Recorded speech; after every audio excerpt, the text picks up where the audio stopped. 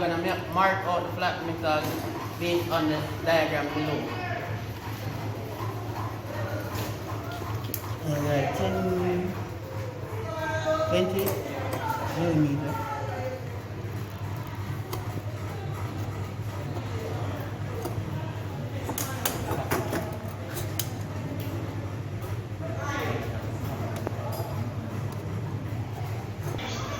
Now I'm gonna bend the flat metal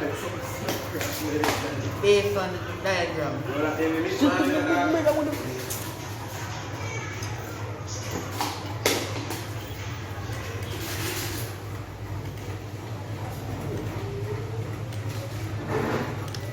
Guys, here's the finished product for the flat metal. I already pressurized the system and checked for leaks. Now the system is ready to be weld. I just finished weld one side, as you can see.